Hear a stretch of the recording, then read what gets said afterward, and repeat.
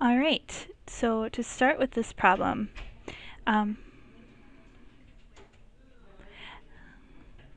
I decided to factor out the x to begin with because it makes it a lot simpler. If students wanted to cross multiply at first, they could. However, they will be getting x to the thirds and more complicated x degrees in their problem, making it a lot harder for them to factor in the end. So it is a lot simpler for the students to factor out the x like I did and to get your x plus 2 over 1 to start your cross multiplication.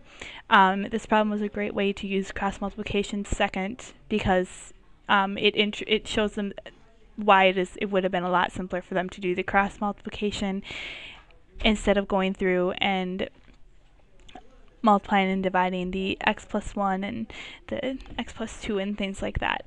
So it's just kind of a nice little tool for them to use in this problem. I showed them the factoring method, and then at the end you want to make sure that they understand why they can set their x plus 4 and x minus 1, set them each equal to 0. Of course, we know you can do that because 1 has to be 0 in order for yourself to get 0. If you look more into the more info category, you can see that I did include factoring and kind of the different rules of the factoring method that I use, as well as simplifying and the cross multiplication and why, and demonstrating to the students what it is and how to do it in case they haven't seen it or they forgot what it was.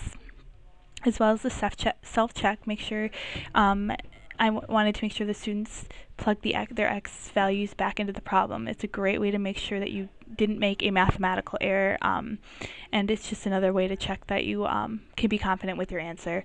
As well as there are some practice problems, as you see, that the students can test out their simplifying, the cross multiplication, as well as their factoring to make sure that it is all correct. And vocab, there are some vocab words here. However, all of these were mentioned in the more info except for the polynomial. So the cross multiplication and the simplifying can probably be explained better in the more info. Otherwise, my answer was x equals -4 and x equals 1. And if you plug those back into your equation, you will receive each side to equal the same, and hence our answers are correct. So